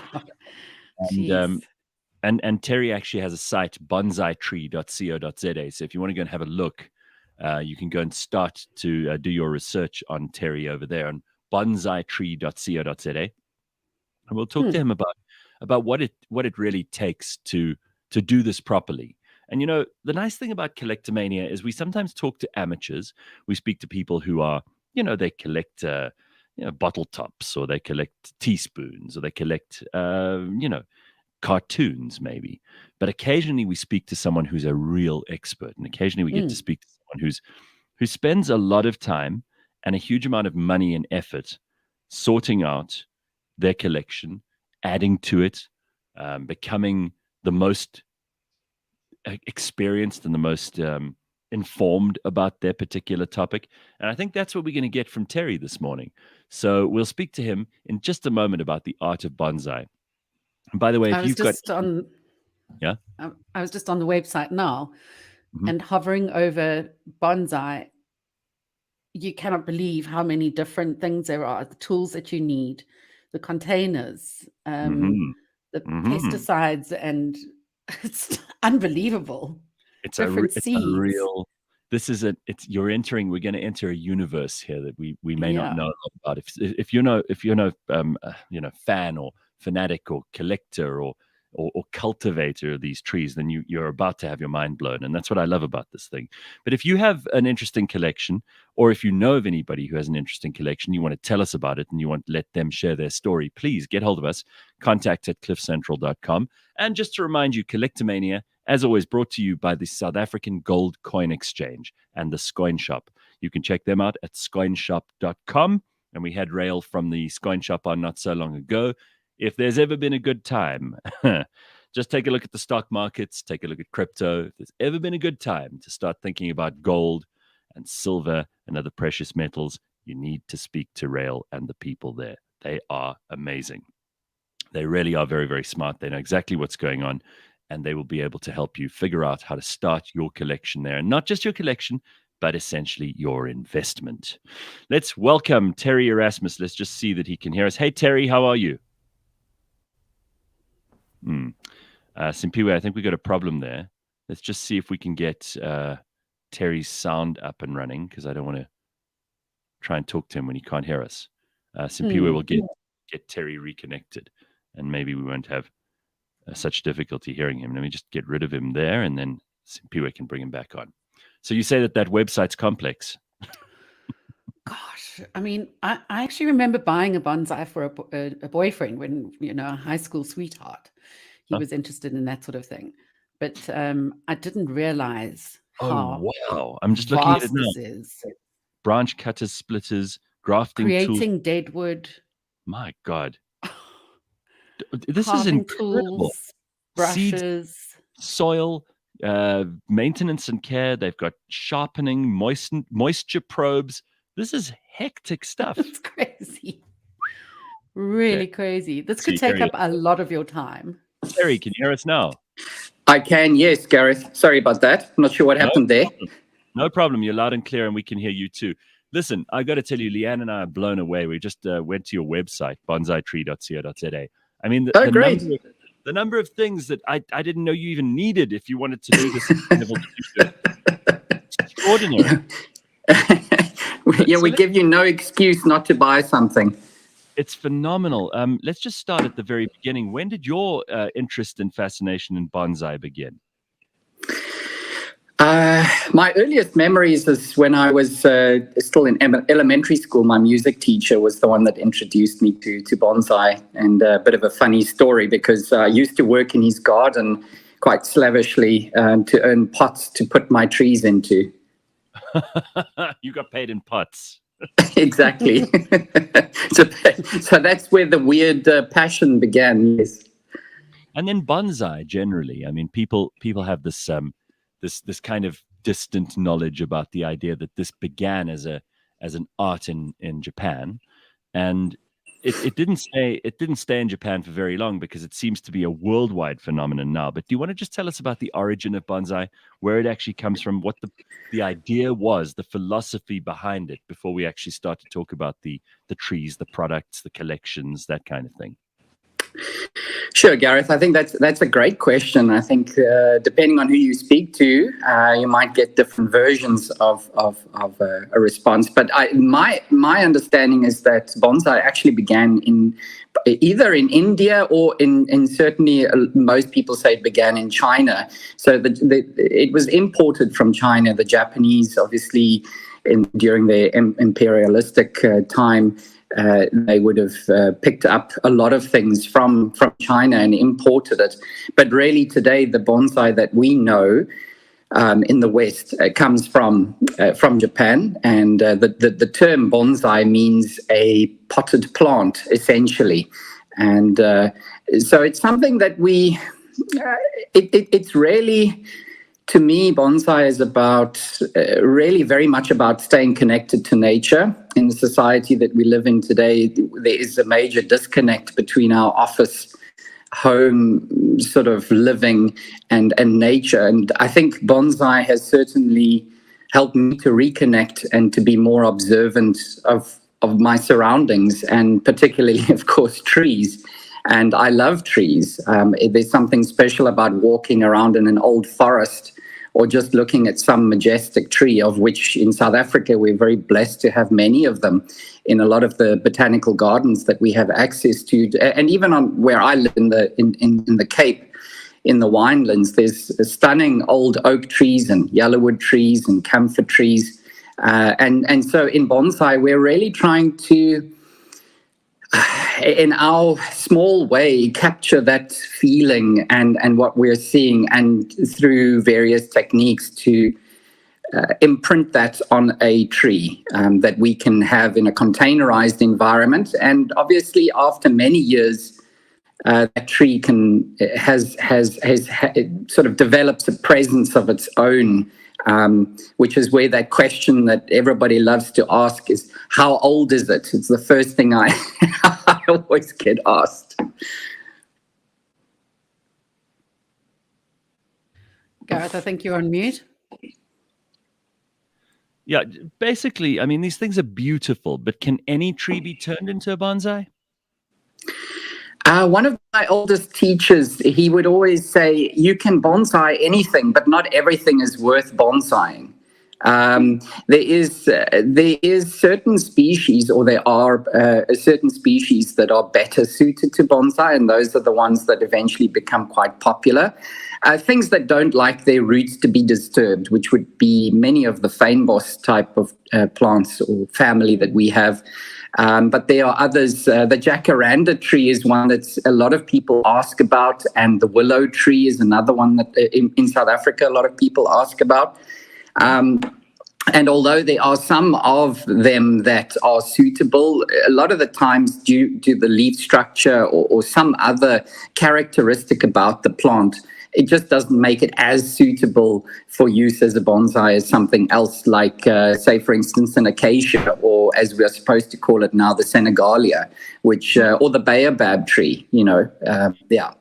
Do you have any background in horticulture or in plant biology that helps you in all of this? Because it's quite daunting for someone who doesn't know anything about this stuff to come in as an amateur and try to understand or try to make sense of or try to start their own bonsai Yes. for the first time. I mean, do you have to have some kind of formal qualification to really know what's going on? No, I of course it would help you. Probably wouldn't make the amount of mistakes that I've made if I had a little bit more horticultural knowledge. I probably saved a few trees or killed less trees maybe, but that's part of the process and part of the fun as well. I think certainly when you're starting out, it can be extremely daunting, but I think at that stage you don't even know the questions that you don't know the answer to. So it's really something that I've been doing it now for many, many years. And today, every day, I just realize how much more I need to learn. So I think you're never going to reach that point where you feel, okay, I have arrived. I know what I'm doing now. I think nature will throw you a curveball at that point in time. But no, you don't. I think anybody can start, and I would encourage anybody to start. Just start with something that's preferably indigenous, that you can see growing in your area, because it obviously is already saying to you that it can grow in that climate. Right. And then make the mistakes and learn from them. And there's just we're really fortunate today that there's a tremendous amount of information that's available on the internet, and books abound about bonsai, and they will teach you enough for you to know, but it's not necessary for you to become some kind of horticulturalist or something. No. So what we love doing on Collectomania is just letting people show off their collections. And I mean, here in this case, I don't know how much time every day you have to spend looking after the trees that you have, and maybe you grow trees for other people, perhaps you give them as gifts or whatever, but you've got to have your own favorites. It's like, you know, certain collectors of various stripes and colors have their own favorite things that they'll never give away, that they'll bequeath to someone that they really love when they die. And let's take a look at some of your collection here, because this is quite extraordinary. This is a pine, right? I'm not seeing what's on the screen, what you're looking at, and I can't remember the images. That's one. Yes. Oh, okay. Well, that is not something I'm particularly proud of for the reasons you might think. I'm proud of it because it was my very first pine tree, which I bought at a nursery that was then in Hout Bay, Bishopsford Bonsai Nursery, in fact. And they were based in Hout Bay. And that was my first Japanese red pine, which in Japanese is akamatsu. And if you look at that, and that was, I think that photo was taken something like 11 years ago. And if you then compare it to the quality of the trees that I'm working on today, I'm very proud of the progress I've made. So that's why I put that image in there. This is not the same tree, is it? No, okay. No. You know, you were talking, I think you mentioned something about sentimentality. I try not to be too sentimental about trees. That tree that you just showed, that first one, yes. In fact, I have sold that tree. It's no longer with me. I do know the person who owns it, but yeah, I sold it. No, the second tree that you put onto the screen was a tree that I imported for a customer, and that tree now is with him, and I support that customer with maintenance and work on the tree. That's often the case. All right, so let's go through a few of these. Is this what you've got going on in your back garden? Definitely not. Decidedly not. I wish. It's the stuff that dreams are made of. No, that nursery in 2012, I was very, very fortunate to begin a form of apprenticeship at a nursery in Nagoya, Japan. It's called Aichien. Yes. And so my teacher's name is Jiretino Tanaka, Mr. Tanaka. And that's his nursery in Nagoya. He has probably 3 or 4 full-time staff that are just working on those trees. So, no, I would never be able to support so many trees. Gareth, you're muted again. Tell us, sorry, how unprofessional. Tell us about your day-to-day routine. Like, how do you look after these trees, and what do you have to do every day for them? Is it clipping, pruning? Is it watering? Is it putting fertilizer in? Is it sometimes changing containers? Like, what kind of actual work goes into this? Because it's not easy.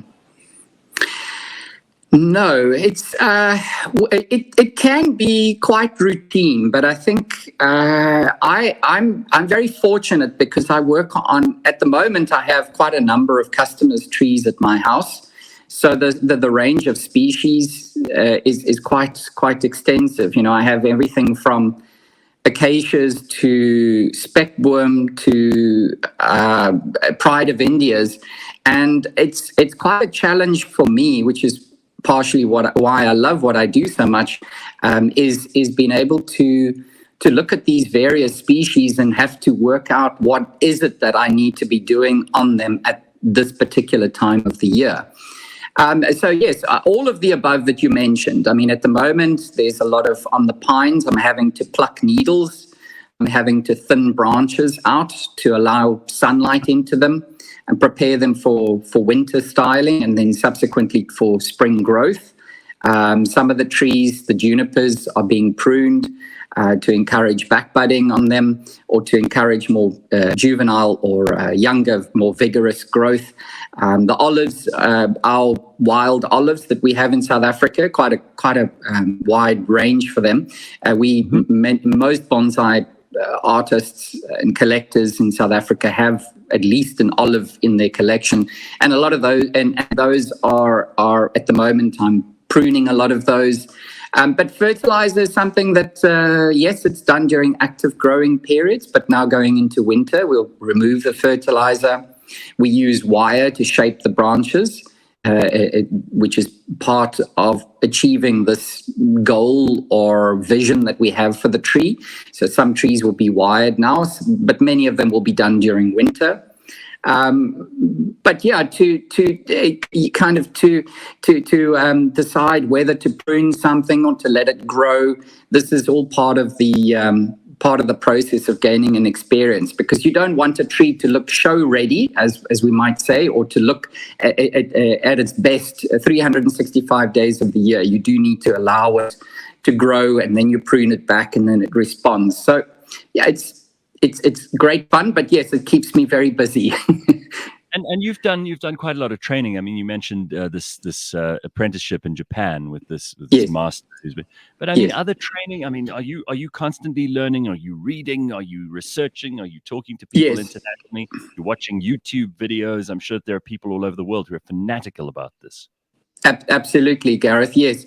I mean, my morning routine starts at 5, do a little bit of exercise, and I do a little bit of reading. And yes, as you say, just educating myself every day. So whether it be in the form of a YouTube video clip, I have many books, but there's fantastic blogs, my own included. But there's a lot of blogs and articles that one can read. But yes, absolutely, every day. It's just, there's a wealth of information, and every day. I mean, it's such an engrossing pursuit, bonsai, that every single day I have a new idea. There's some planting that I want to do, a root over rock with that particular a pine tree that I have, and so I need to plan what I need and what is it going to look like. This is the one place you don't have to be embarrassed about being a fanatic, because we've spoken to people, trust me, who collect very, very weird things, who are absolutely mad about them. They're obsessed to the point where they've lost husbands, wives, girlfriends, boyfriends. They've been chucked out of their families. They become completely consumed by this stuff. And Absolutely. I mean, to me, the interesting thing about watching, the bits and pieces that you've sent us here, just there are so many different things you could do here. You never get bored, right? You never get bored. There's always a new tree. There's always a new idea. There's always some. Correct. It's a very creative pursuit. Correct. Yes. I think for me, it's something I've tried many different things or had several different hobbies in my life, but bonsai is the only one that has really captured my imagination, my attention, and engrossed me. And I don't think that will ever end. There's always something new to learn. There's always something new to do. And obviously bonsai also is what you're creating in a containerized environment is can be quite subject to or inspired by what you see around you. So as I mentioned earlier on, if you're walking around and you go on a hike or you visit some place, you travel overseas. I've been very privileged to go to the Yellow Mountains in China, Huangshan. And I mean, a lot of the scroll painting that you may have seen with trees growing out of the cliffs of mountains, that's where it comes from. And that's and to then try and sort of recapture that or create that in miniature, it's wonderful. And then it's a little bit of nostalgia, perhaps, or just reminds you, creates these memories, or it brings up these memories of places that you've been. Again, I'm not well versed in the art of bonsai, but what is your favorite tree to grow? I mean, which one? I know this is difficult. This is like saying to a parent, which of your children is your favorite, but which trees do you think are the best suited and the most beautiful, and especially when grown in these sorts of environments over rocks and miniature and these beautiful pots? Which ones do you find the most aesthetically pleasing, if nothing else? Well, for me, it's the Japanese black pine. But it's that because the classical bonsai styles are actually all based on pine tree forms, so how pine trees grow naturally in Japan. But it's not necessarily the tree that I would recommend somebody that wants to start out in bonsai to start with. It's just something, it's majestic, it's powerful, the bark texture. Let's just show people I just want to show people a picture of a Japanese black pine here. Here's a picture of one that you, first of all, we've got a picture in black and white. Let me just see why this isn't coming up. Hang on. There you go. That's a Japanese black pine there. I mean, yes, that's a magnificent tree. So again, I know you hate this question, but how old is that? Because that thing didn't just, spring from the seed 3 years ago. No, that tree, in fact, I bought for my 40th birthday. It was a present to myself, a little bit of a spoiling, and it was the only tree that I could actually afford to buy from my teacher. So I was very privileged to be able to buy that tree. It's very difficult always to guess at the age, because it's really a guess. I would imagine it would have to be somewhere 68 years old, judging from the size of the trunk and the amount of dead wood on it. That's me. Yeah, that photograph is me doing a demonstration at a local club on also a black pine. But getting back to your question, I think that there are obviously certain characteristics about pines that I really enjoy. But for some, it's not necessarily the best tree to start off with.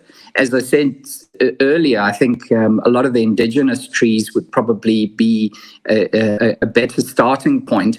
But certainly something like sorry for the botanical term now, but the Juniper procumbens nana is a kind of juniper that's very popular. Did you ever see I'm sure, Gareth, be honest now, you watched the Karate Kid and you saw Mr. Miyagi and those trees that they were working on, those were, as far as I remember, those were procumbens nana junipers. They take a lot of abuse and they still, and they don't die. And they're very popular around the world as a beginner's bonsai. But they're quite phenomenal in what you can achieve with them. So that's a good starting point as well. You mentioned the wild olive, which obviously grows here in South Africa as well, and we've got a picture of you with one of those. Now, what is it about the wild olive that you like? Well, I think the fact that we have access to them, it's phenomenal. Material is a term that we talk about. So a material would be something that we can create a bonsai with. So there are many ways of starting a bonsai. You could start from seed, you can start from cutting, you can do air layering. There's all sort of standard horticultural practice. But if you can dig something out of nature, with permission, of course, but if you can dig something from nature that is already 100 or 150 years old, or however old it is, with some interesting curves and interesting bark, you can then, as the artist, enhance it, take it to the next step. And in fact, this is all the masterpiece bonsai and the oldest bonsai that we know in Japan were all collected from the mountains. They're not allowed to do that anymore, but they were at one stage collected. So, yeah. I'm just looking at your website. People can actually go on there and buy a baobab bonsai growing kit. I mean, that's phenomenal, because we all know how majestic and beautiful baobab is. And the fact that you could get this starter kit, and by the way, in case you're wondering what the price of that is, it's not going to break the bank at 285 rand. No, really, this is important. I think people need to know this stuff. Mm. You don't have to be a millionaire to have, these perfectly manicured trees standing around in these gorgeous pots on stands all over the garden. Some people think that it's very, very difficult and they're never going to get there. You've got to start somewhere.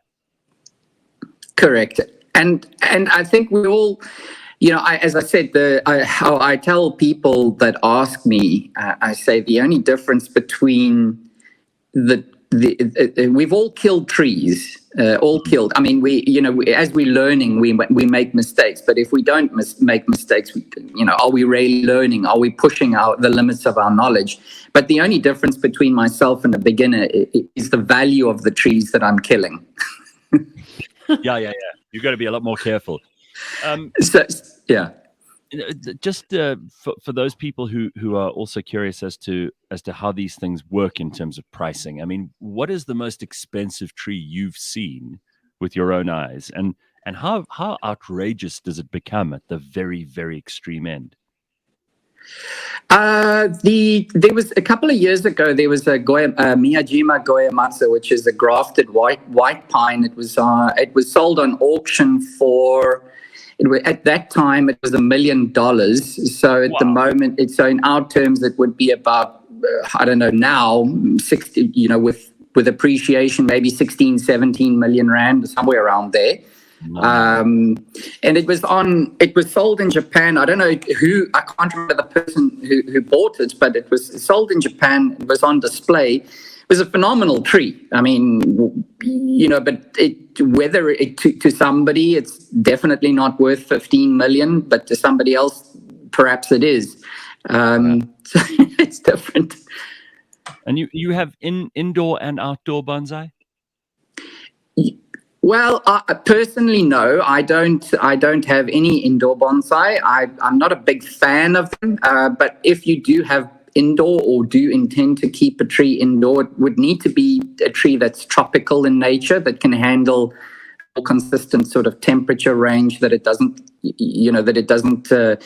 require the day-night temperature fluctuations, and that it can handle lower light levels and things. So I don't generally grow indoor bonsai, but you certainly do get them, yes. Well, somebody here says, it's Corona's Boring, says, I'm almost positive I met Terry at the Royal Agricultural Show. I remember him having some of the better trees. Where's the baobab?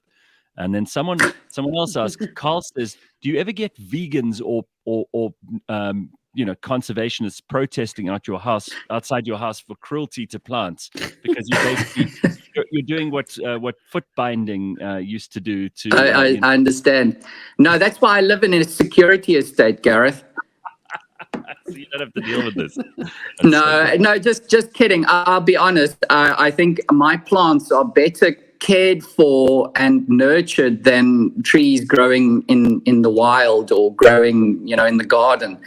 The amount of fertilizer and pampering that they get, it's definitely it's a myth to think that we torture trees. The way to get them to respond their best is to make sure that they are as healthy as possible. So they, we pull out all the stops when it comes to fertilizer, and people spend a fortune on the soil that they grow in, and the pots themselves can be tens of thousands of rands. So no, these trees are babies. They become part of the family. I mean, you can't just go on vacation anymore. You have to get a tree sitter.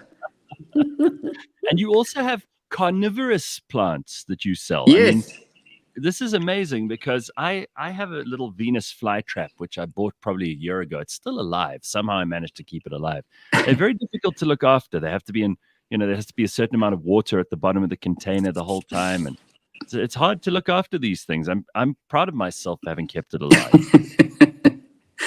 Yeah, I think I just love plants. I love being outside. I love getting my hands dirty. So really anything, carnivorous plants, orchids. I'm not that crazy about succulents. They grow a little bit too slowly for my liking, but carnivorous plants are really cool. They're awesome. They're quite unique. And especially the nepenthes, Gareth, those are the tropical pitcher plants. Those are the ones that have the big monkey cup, as they call it, at the end of the leaf. Those are fascinating too. What is the most obnoxious plant that you've been trying and trying and trying for years because they do have personalities like people. And some plants are just very, very difficult to look after. They're complicated, they're demanding, maybe not so rewarding because you get the tiniest bit of progress with them. Which plants do you love and which ones do you hate? Oh boy, Gareth, nobody's ever asked me that. That's not something that I could have prepared for. Which plant that you're currently looking after is driving you insane? Oh boy, let me think now. I have to think very fast here. What plant is giving me trouble? I love it when plants challenge me, so that's a good thing. What plant is challenging me? Sure. I would say the only thing that comes to mind, and it's not probably the answer that you were looking for, is a plant called cephalotus, and it's actually the Australian. It's an Australian carnivorous plant, and you'll find it on my website. But it's a small. It's ground hugging, and it has these pitches that ants crawl up and into, and that's how it feeds. And it grows in an area called New Albany or Albany in Australia. And I haven't yet. I have a few friends that also grow them, and I don't understand it. I mean, I'm not a believer in green fingers per se. It's really just about experience. And I look at the size of my plant and how long I've had it for, and I look at theirs and I think, what am I doing wrong? But it's not going to get me under. I'm going to figure it out. It's just got me baffled at the moment, but I'm going to get it. Let me show people from your website what these actually look like. I mean, it's not a very impressive looking plant. I'm just going to put a quick screenshot of that up there. That's the cephalotus that you were talking about, right? Don't see the picture just yet. Hang on, let me just try and put it back. There it is. Yes. Okay, that's a baby. The picture's become a lot bigger, but that's almost straight from a tissue culture lab. So that's still a young plant, yeah. But they get much bigger. Listen, I love this. I mean, I could talk to you all day, and I didn't know, and I still don't know a huge amount about this, but it sounds to me like it would be a fascinating thing to do, to spend a day around someone like you and hear all of these stories, and also learn certain techniques, which I suppose you can only get from having a master in Japan. Do you give lectures? Do you give demonstrations? Do you show people what to do? And do you charge people for that? Can they come to you for it? Well, yes, Gareth, I do. I have my YouTube channel. I think is my, at the moment, the thing that is I'm most proud of, and yes. I'm very happy with the progress. I mean, it's very interesting when you look into the statistics of who's watching your channel. And it's amazing to see where all these people are situated. And so I really enjoy demonstrating there. And of course, that's free. Obviously, I would hope that people would subscribe, and that they would eventually, if they live in South Africa, that they would purchase something from the website, some tools or whatever. But yes, I do. I write blogs. And what else? I a while ago, or some time ago, I used to do more demonstrations and talks at clubs.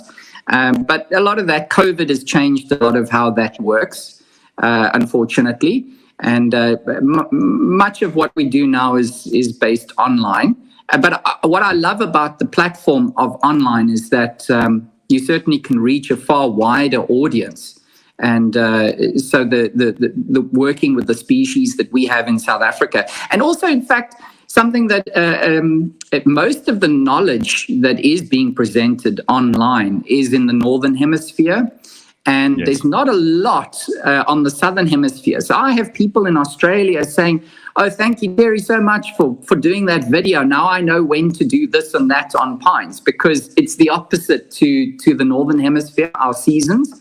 And so that's great. That feedback is always very welcome, and makes me very happy to hear that people are benefiting from what I've said. So, yeah. Well, listen, it's a great pleasure to have you on the show this morning, and thank you for sharing your collection and your enthusiasm with us. It's just the most lovely thing to see someone who's devoted an enormous amount of time and effort and energy to a particular discipline. And this really is something that just produces these amazing plants. A part of me is drawn to try and learn a little bit, and another part of me goes, I don't know if you're ever going to get to the level where you'll be satisfied. It is elusive, but it's so rewarding. And it's obviously very often a conversation piece when your friends come over. You can say, hey, come look at my bonsai. I created that. And then you can talk to them and you can use lots of fancy words, Gareth. And you look very intelligent and like you really got green fingers. Well, here's Tracy. She says, I can't keep a daisy bush alive, but I can grow avos from a pip like a wizard. Good for you, Tracy. Keep doing what you're good at. There we go. Well, what a pleasure to spend some time with you, Terry Erasmus, everybody, Japanese bonsai, and you can go and find out more by going along to his website. You can find all the tools. You can follow his YouTube channel and all the others, including Pinterest and Instagram, to bonsaitree.co.za. Thanks, Gareth. Thanks for having me. Thanks, Terry. Great to have you on. And that is all we have time for this morning, I'm afraid. We'll be back tomorrow morning at 6 a.m. bright and early. Make sure you don't miss it. Cheers.